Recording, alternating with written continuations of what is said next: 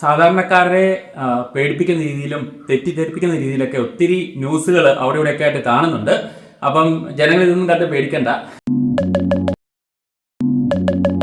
അങ്ങനെ ഞാൻ പറഞ്ഞിരുന്നത് നമ്മുടെ ഹാപ്പി അവേഴ്സിൽ ഇന്നൊരു സ്പെഷ്യൽ അതിഥി വരുന്നുണ്ട് എന്നുള്ള കാര്യം. അതിഥി മറ്റാരുമല്ല, മെർച്ചന്റ് നേവി ഉദ്യോഗസ്ഥനായിട്ടുള്ള ക്യാപ്റ്റൻ ജോസ് മോൻ ആണ്. പലരും കപ്പൽ മുങ്ങി എന്നാണ് പറയുന്നതെങ്കിലും എന്താണ് ഇതിന്റെ പുറകിലുള്ള ഒരു കാരണം എന്ന് ആർക്കും അറിയില്ല. ഒന്ന് ഷെയർ ചെയ്യാവോ? അപ്പം എനിക്ക് പറയാനുള്ളത്, ഞാൻ ഒരു കപ്പൽ ജീവനക്കാരനാണ്. എന്നിരുന്നാൽ പോലും ആ കപ്പലിൽ എന്താണ് സംഭവിച്ചതെന്നുള്ളത് അവിടുത്തെ കപ്പലിലെ ക്യാപ്റ്റനും അവിടുത്തെ ജീവനക്കാർക്കുമാണ് ആധികാരികമായിട്ട് പറയാൻ സാധിക്കുന്നത്. എന്നാൽ പോലും നമുക്ക് അനുമാനിക്കാവുന്ന കുറച്ച് കാര്യങ്ങൾ ഞാനിവിടെ പറയാം. കണ്ടെയ്നർ ഷിപ്പുകളൊക്കെ ആണെങ്കിൽ കണ്ടെയ്നറൊക്കെ ഡെക്കിൽ ലോഡ് ചെയ്തതിനു ശേഷം അതൊക്കെ നല്ല രീതിയിൽ കെട്ടി ഉറപ്പിച്ച് ലാഷ് ചെയ്ത് ആണ് പോകുന്നത്. അല്ലെങ്കിൽ ഈ തിരയൊക്കെ അടിക്കുമ്പോൾ ഇത് വെള്ളത്തിൽ പോകാനുള്ള ചാൻസസ് ഉണ്ട്. അപ്പം ഇതൊക്കെ ചെയ്തതിന് ശേഷമായിരിക്കും ആ കപ്പലും പോയത്. എന്നിരുന്നാൽ പോലും ഇപ്പം കാലാവസ്ഥ മോശമായപ്പോൾ കപ്പല് നല്ല രീതിയിൽ ആടി ഉലഞ്ഞ സമയത്ത് ഏതൊരു ഭാഗത്തെ ഈ പറഞ്ഞ ലാഷിംഗ് മെറ്റീരിയൽ വെച്ച് ലാഷ് ചെയ്തിരിക്കുന്ന ലാഷിംഗ് പൊട്ടിപ്പോകാനുള്ള ചാൻസസ് അങ്ങനെ ഇടയ്ക്ക് പോകാറുള്ളതാണ്. അപ്പം അങ്ങനെ പൊട്ടിപ്പോയി കുറെ കണ്ടെയ്നറുകൾ വെള്ളത്തിൽ വീണതാണ്. അപ്പം അതാണ് കപ്പല് ഇതിന്റെ മറുവശത്തേക്ക് ചെരിയാൻ കാരണം. ഒരു ഭാഗത്തു നിന്ന് കണ്ടെയ്നർ പോയി കഴിഞ്ഞാൽ അവിടെ വെയിറ്റ് ഇല്ലല്ലോ, അങ്ങനെയായിരിക്കും മറുവശത്തേക്ക് ചെരിയാനുള്ള ഒരു കാരണം. അതുകൊണ്ട് തന്നെ ഞാൻ നേരത്തെ പറഞ്ഞായിരുന്നു GM ഒരു പോസിറ്റീവ് വാല്യൂ എപ്പോഴും വേണമെന്ന്. അപ്പൊ ഇങ്ങനെ കപ്പൽ ചെറുതായിട്ട് ചെരിയുകയൊക്കെ ചെയ്തു. അപ്പോഴത്തേക്കും ഈ GM എന്നുള്ള സ്റ്റെബിലിറ്റി വാല്യൂ ചിലപ്പോൾ 0 ആയി പോകാനുള്ള ഒരു ചാൻസസ് ഉണ്ട്. അങ്ങനെ 0 ആയി പോകുമ്പോഴാണ് ഒരു വശത്തോട്ട് ചെരിഞ്ഞിരിക്കുന്ന കപ്പൽ പിന്നെ നൂരാതിരിക്കുന്നത്. അതുപോലെ തന്നെ ഇതൊരു പഴയൊരു കപ്പലാണ്. അപ്പം എവിടുന്നേലും വെള്ളം അകത്ത് കയറാനുള്ള സാധ്യതയും നമുക്ക് തള്ളിക്കളയാൻ പറ്റത്തില്ല. അതുപോലെ തന്നെ ഇത്രയും ചെരിഞ്ഞ സ്ഥിതിക്ക് ജനറേറ്ററുകളൊക്കെ ട്രിപ്പായി പോകാൻ ചാൻസ് ഉണ്ട്. അപ്പൊ ജനറേറ്ററാണ് കപ്പൽ ഓടാനും അതുപോലെ മറ്റു പല കാര്യങ്ങൾക്കും ഉള്ള പവർ കൊടുക്കുന്നത്. അപ്പം ആ കപ്പൽ ഒരു ബ്ലാക്ക് ഔട്ട് ആയി കാണും. അപ്പൊ അതുകൊണ്ട് അവർക്ക് നമ്മുടെ സ്റ്റെബിലിറ്റിയെ നിയന്ത്രിക്കാൻ നമുക്ക് ബലാസ്റ്റ് പമ്പുകളുണ്ട്, കടലിൽ നിന്ന് വെള്ളം എടുക്കാനൊക്കെ ഉള്ള. അപ്പം അത് നമുക്ക് ഉപയോഗിക്കാൻ പറ്റത്തില്ല, കാരണം ഓൾറെഡി ആ പവറൊക്കെ നഷ്ടപ്പെട്ടതുകൊണ്ട്. അപ്പൊ ഇതിന്റെ ആക്ച്വൽ ആധികാരികമായിട്ടുള്ള കാര്യങ്ങൾ ഞാൻ പിന്നെയും പറയുകയാണ്, അവിടുത്തെ കപ്പലിലെ ആൾക്കാർക്ക് അറിയത്തുള്ളൂ. ഇതൊക്കെയാണ് സാധ്യതകൾ എന്ന് പറയുന്നത്. സാധാരണ നിലയിൽ ഒരു കപ്പൽ അപകടത്തിൽ പെടുകയാണെങ്കിൽ അതിന്റെ പ്രയോറിറ്റി എങ്ങനെയായിരിക്കും? എന്തായിരിക്കും? അതായത് കാർഗോ ആയിരിക്കും ആദ്യം എടുത്തു മാറ്റേണ്ടത്, അല്ലെങ്കിൽ അതിനകത്തുള്ള ജീവനക്കാരെ ആയിരിക്കും ആദ്യം രക്ഷപ്പെടുത്തേണ്ടത്? അതിന് എന്തെങ്കിലും ഒരു പ്രോട്ടോകോൾ പരിപാടികളൊക്കെ ഉണ്ടോ? ഫസ്റ്റ് പ്രയോറിറ്റി എപ്പോഴും അവിടുത്തെ ജീവനാണ്, കപ്പലിലെ ജീവനാണ് ഏറ്റവും ഫസ്റ്റ് പ്രയോറിറ്റി. അതിനുശേഷമാണ് കപ്പൽ വരുന്നത്. കാർഗോ ഒക്കെ ഏറ്റവും അവസാനത്തെ ഇതിലാണ് വരുന്നത്. ഇപ്പം നമുക്ക് കപ്പലിലെ ജീവൻ നിലനിർത്തണമെങ്കിൽ ഇപ്പൊ കാർഗോ എടുത്ത് വെള്ളത്തിലോട്ട് എറിയണമെങ്കിൽ പോലും നമുക്ക് ജീവനാണ് ഫസ്റ്റ് പ്രയോറിറ്റി ആയിട്ട് വരുന്നത്. ജീവൻ, അതിനുശേഷം കപ്പല്, അങ്ങനെയാണ് ആ ഒരു പ്രയോറിറ്റി വൈസ് പോകുന്നത്. പല കമ്പനികളുടെ കണ്ടെയ്നേഴ്സ് ആയിരിക്കുമല്ലോ ഈ കപ്പലിലിരിക്കുന്നത്. അപ്പൊ ഈ നഷ്ടം എങ്ങനെയായിരിക്കും കമ്പനികൾക്ക്? ആ കമ്പനികളുടെ നഷ്ടം എങ്ങനെയായിരിക്കും നികത്താൻ പോകുന്ന MSC? നമ്മുടെ വാഹനങ്ങളെയൊക്കെ ഇൻഷുർ ചെയ്യുന്ന രീതി, അതുപോലെ തന്നെ ഈ കപ്പലും അതിൽ കയറ്റുന്ന കണ്ടെയ്നറുകളെല്ലാം തന്നെ ഇൻഷുർഡ് ആണ്. ഇൻഷുറൻസ് എടുത്തിട്ടൊക്കെ തന്നെയാണ് കയറ്റാറുള്ളത്. അപ്പം ഈ നഷ്ടങ്ങളൊക്കെ ഒരു പരിധി വരെ ഇൻഷുറൻസ് കമ്പനികൾ അതിനെ നികത്തുന്നതാണ്. അപ്പോൾ അവർ തീരുമാനിക്കും എത്രമാത്രമാണ് അതിനെ കൊടുക്കേണ്ടതെന്നുള്ള കാര്യങ്ങളൊക്കെ. അത് പിന്നീട് ഇൻഷുറൻസ് കമ്പനിയാണ് തീരുമാനിക്കേണ്ടത്. എന്തായാലും നമ്മളിപ്പോ പല തീരങ്ങളിലേക്കും ഈ കണ്ടെയ്നേഴ്സ് അടിയുന്നുണ്ട്. അതുകൊണ്ട് തന്നെ തീരദേശവാസികളോട് എന്താണ് താങ്കൾക്ക് പറയാനുള്ളത്? ക്യാപ്റ്റൻ ജോസ്മോൻ എന്തൊക്കെ അഭിപ്രായങ്ങളാണ്, എന്തൊക്കെയാണ് അവരോട് പറയാൻ തോന്നുന്നത്? നമുക്ക് ഈ കപ്പലിലുണ്ടായിരുന്ന കുറേ കണ്ടെയ്നറുകൾ ഉണ്ടായിരുന്നു. അതിൽ കുറച്ച് കാലിയായിരുന്നു. അതിൽ 12 കണ്ടെയ്നറുകളിൽ ഡേഞ്ചറസ് ഗുഡ്സ് ഉണ്ടെന്ന് പറയുന്നുണ്ട്. നമുക്ക് കപ്പലിൽ അതിൻ്റെ മാനിഫെസ്റ്റോ കാര്യങ്ങളൊക്കെ വെച്ചാൽ കപ്പലിൽ കയറ്റുന്ന ഓരോ കണ്ടെയ്നറിൻ്റെയും നമ്പേഴ്സും കാര്യങ്ങളൊക്കെ തന്നെ നമുക്കറിയാം. അതിൽ നിന്ന് 12 കണ്ടെയ്നറുകൾ ഡേഞ്ചറസ് ഗുഡ്സ് ക്യാരി ചെയ്യുന്നതാണെന്ന് പറഞ്ഞിട്ടുണ്ട്. അപ്പം സാധാരണ ഇങ്ങനത്തെ ഡേഞ്ചറസ് ഗുഡ്സ് ഉള്ള കണ്ടെയ്നറുകൾ അപ്പം ഏത് ക്ലാസ് ആണോ, പലതരത്തിലുള്ള ക്ലാസ്സുകളുണ്ട്. അതിനെപ്പറ്റി ഡീറ്റെയിൽ ആയിട്ട് ഞാൻ പറയുന്നില്ല. അപ്പം അതിൻ്റെ 4 വശങ്ങളിലും അതിൻ്റെ സ്റ്റിക്കറുകളൊക്കെ ഒട്ടിച്ചിട്ടാണ് ഈ കണ്ടെയ്നറുകൾ കപ്പലിൽ കയറി വരുന്നത്. എന്നിരുന്നാൽ പോലും ഇതിപ്പോൾ വെള്ളത്തിൽ പോയത് കൊണ്ട് തന്നെ ഈ സ്റ്റിക്കറുകളൊക്കെ ഇളകി പോകാനുള്ള ചാൻസസ് ഒക്കെ ഉണ്ട്. അപ്പം അതിൽ ആ സ്റ്റിക്കർ വേണമെന്ന് നിർബന്ധമില്ല.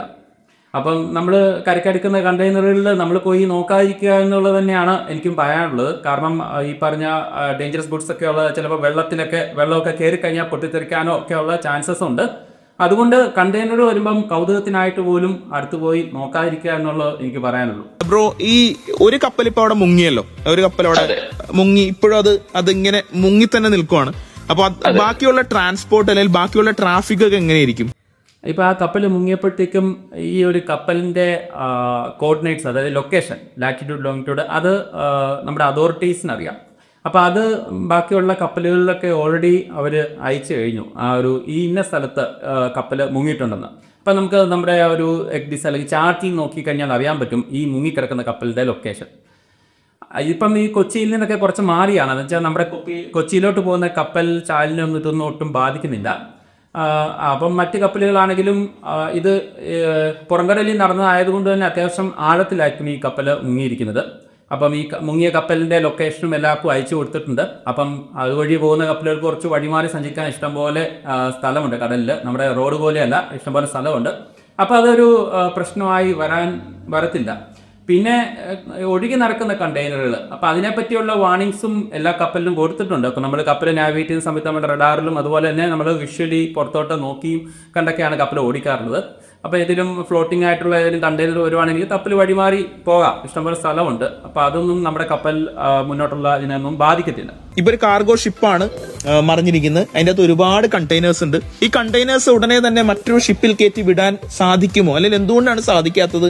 എന്തായിരിക്കും അങ്ങനെ ഒരു നീക്കങ്ങളൊന്നും ഉണ്ടാവാതിരുന്നത്?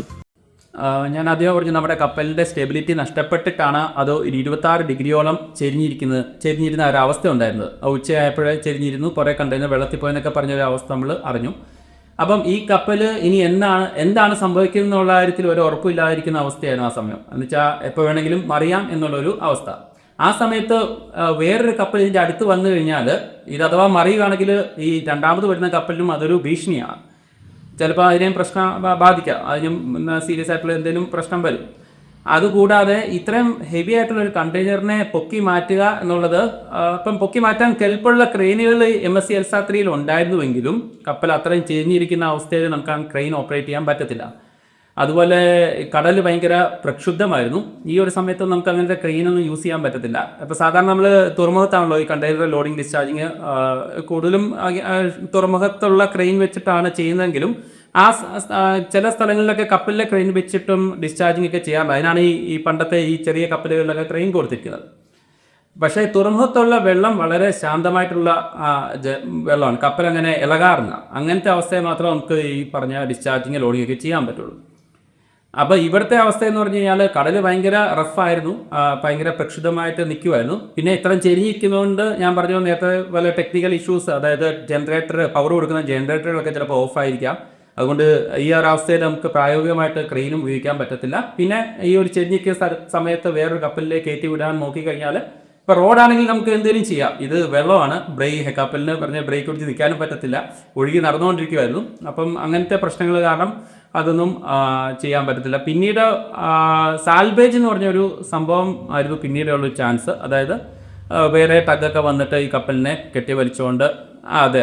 പക്ഷേ അതിനും ഒത്തിരി ഫോർമാലിറ്റീസ് ഉണ്ട്, അതിനൊക്കെ ഒത്തിരി ചിലവുള്ള കേസാണ്. അതിന് ഫോർമാലിറ്റീസൊക്കെ കഴിയുന്നതിന് മുമ്പ് തന്നെ, അതിൻ്റെ കാര്യങ്ങളൊക്കെ തുറന്നതിന് മുമ്പ് തന്നെ കപ്പൽ ചിലപ്പം ഹോൾഡിൽ ഉള്ളിലെ അറകളിലൊക്കെ വെള്ളം കയറി അയക്കാം. ഈ പരിപാടിയൊക്കെ തുറന്നതിന് മുമ്പ് തന്നെ കപ്പൽ മുങ്ങിത്താണു. ഇനി പ്രത്യേകിച്ച് ഒന്നും തന്നെ അതിനെ പൊക്കാനൊന്നും പറ്റത്തില്ല. പ്രത്യേകിച്ച് പൊക്കുന്നത് ലാഭകരമല്ല, ടോട്ടൽ ലോസ് പോലെ ആയിരിക്കും അത് പോകുന്നത്. വേറൊരു കപ്പൽ ഇതിന്റെ തൊട്ടടുത്ത് വന്ന് ഈ പറഞ്ഞ പോലെ തന്നെ കണ്ടെയ്നേഴ്സ്, ക്രെയിൻ ഉപയോഗിച്ച് ഈ കണ്ടെയ്നേഴ്സ് അങ്ങോട്ടും ഇങ്ങോട്ടും ഷിഫ്റ്റ് ചെയ്തിട്ടുണ്ടെങ്കിൽ പോലും ചിലപ്പോൾ ഈ പുതിയതായി വരുന്ന കപ്പലിനെയും അതിലെ ജീവനക്കാരെയും പോലും ചിലപ്പോൾ അപകടത്തിലാക്കാൻ സാധ്യതയുണ്ട്. കാരണം അങ്ങോട്ട് ചെരിഞ്ഞാൽ അല്ലേ? അതെ. ഈ കപ്പൽ നമ്മൾ സാധാരണ ഒരു കപ്പലിൻ്റെ തൊട്ടടുത്തൊന്നും മറ്റേ കപ്പൽ ഒരു നിശ്ചിത ദൂരം വെച്ചിട്ടാണ് സാധാരണ കപ്പലുകൾ പോകാറുള്ളത്. ഇപ്പം ഇങ്ങനെ ഒരു കപ്പലിൽ നിന്ന് കണ്ടെയ്നർ നമുക്ക് റോഡിലൂടെ നമുക്ക് കാണാമല്ലോ, സൈസൊക്കെ 40 അടി കണ്ടെയ്നറുമായിട്ടൊരു ട്രെയിലർ വരുമ്പോൾ തന്നെ അവിടെ ബ്ലോക്കാണ് ആ റോഡ്, അതുപോലെ സൈസാണ്. അപ്പം അത്രയും വലിയ സാധനം ഈ നടുക്കടലിൽ അതുപോലെ ഇത്ര പ്രക്ഷുബ്ധമായിട്ടുള്ള അവസ്ഥയിൽ ട്രാൻസ്ഫർ ചെയ്യുക അല്ലെങ്കിൽ ഷിഫ്റ്റ് ചെയ്യുക എന്നൊക്കെ ഉള്ളത് അത്ര എളുപ്പമുള്ള പരിപാടിയല്ല, പ്രായോഗികമല്ല.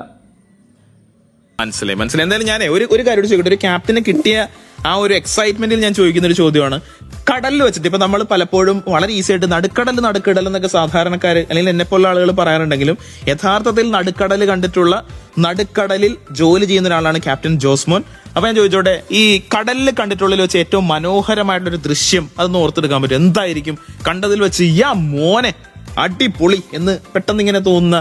ഒരുപാട് വർഷത്തെ സർവീസ് ഉണ്ടല്ലോ, അപ്പൊ അതിൽ നിന്ന് പതുക്കെ ആലോചിച്ചെടുത്തിട്ട് വരണം. അങ്ങനെ പെട്ടെന്ന് ചോദിച്ചാൽ 1-2 ദൃശ്യങ്ങൾ, ഒന്ന് നല്ല ഈ മഴവില്ലെന്നൊക്കെ പറഞ്ഞിട്ട് ഫുള്ള് റൗണ്ടായിട്ട് കപ്പലിൻ്റെ ഫ്രണ്ടിൽ തന്നെ കിട്ടിയിട്ടുണ്ട്.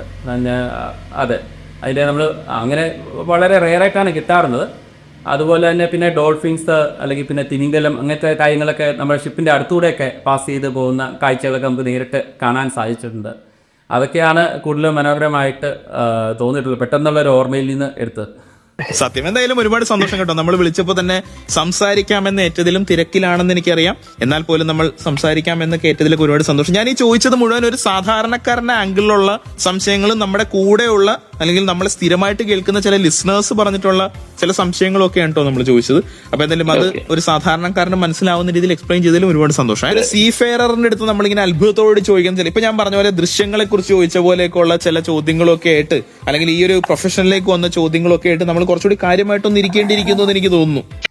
ശരിക്കും പറഞ്ഞാൽ നമ്മുടെ നാട്ടുകാർക്ക് പലർക്കും ഈ മർച്ചന്റ് നേവി അല്ലെങ്കിൽ കടലിലെ ജോലിയെപ്പറ്റി പലർക്കും വലിയ ഐഡിയ ഇല്ല ആക്ച്വലി. അതുകൊണ്ടൊക്കെ തന്നെയാണ് ഞാൻ നമ്മുടെ യൂട്യൂബ് ചാനലിൽ ഈ മലയാളത്തിൽ എങ്ങനെയാണ് എന്താണ് സംഭവം എന്നുള്ള കാര്യം ഒക്കെ അതിനെപ്പറ്റി, കാരണം ഈ പലരും ഈ ജോലിയെപ്പറ്റിയുള്ള ഇത് അറിയാൻ മേലാതെ മർച്ചന്റ് നേവി നല്ല സുഖമാണെന്നുള്ള കാര്യം പറഞ്ഞിട്ട് പലരും ജോലിക്ക് കയറി അവിടെ ചെല്ലുമ്പോഴാണ് അയ്യോ ഇത് കുറച്ച് ബുദ്ധിമുട്ടുള്ള ജോലിയാണെന്നുള്ള കാര്യം മനസ്സിലാക്കാറുള്ളത്. അതുകൊണ്ടാണ് അതെ നമ്മളിപ്പം എന്ത് ജോലിയാണോ ചെയ്യുന്നത് അതിനെപ്പറ്റി ഒരു ഐഡിയ വെച്ചിട്ട് അതിൽ പഠിക്കുന്നതാണ് എപ്പോഴും നല്ലത്. ഇപ്പം നമുക്ക് ബ്ലഡ് കണ്ടാൽ തല ഇറങ്ങുന്നവർ തന്നെ നേഴ്സാകാൻ പറ്റത്തില്ല, അതുപോലെ തന്നെ അതെ അതുകൊണ്ടാണ് അപ്പം കപ്പലിലോട്ട് വരാൻ ആഗ്രഹിക്കുന്നവരും ആ ഒരു ജോലി ചെയ്യാൻ താല്പര്യമുള്ളവർ മാത്രം ഈ കോഴ്സ് പഠിച്ച് വരിക എന്നുള്ളതൊക്കെ ഞാൻ പറഞ്ഞത്. അതെ ചില സമയത്ത് നമ്മൾ കടലും കുറച്ച് പ്രക്ഷുബ്ധമാകും, ചില സമയത്ത് നമ്മൾ ആ സമയത്ത് നമ്മൾ എന്താ പറയണേ വളരെ ധൈര്യം സംഭരിച്ച് വർക്ക് ചെയ്യേണ്ടി വരും. മുതലായ കാര്യങ്ങളൊക്കെ ആദ്യം തീരുമാനിച്ചിട്ട് മാത്രം ഈ ഒരു തൊഴിലേക്ക് ഇറങ്ങുക എന്നല്ലേ? അതെ എന്ത് തൊഴിലാണെങ്കിലും അതിൻ്റെതായിട്ടുള്ള ബുദ്ധിമുട്ടുകൾ എല്ലാ തൊഴിലും ഉണ്ട്, അതൊക്കെ മനസ്സിലാക്കി വരിക, അത്രേ ഉള്ളൂ. അതെ, ഏത് തൊഴിലെടുത്താലും അതിൻ്റെതായിട്ടുള്ള ബുദ്ധിമുട്ടുകളുണ്ട്. യെസ്. അപ്പൊ എന്തായാലും സംസാരിക്കാൻ കഴിഞ്ഞാൽ ഒരിക്കൽ കൂടി സന്തോഷം. താങ്ക് യു കേട്ടോ. Thank you. ഓക്കെ, കേട്ടോണ്ടിരിക്കുക സർഗക്ഷേത്ര 89.6 FM. കാതോരം കരുതലായി കാലത്തിനൊപ്പം.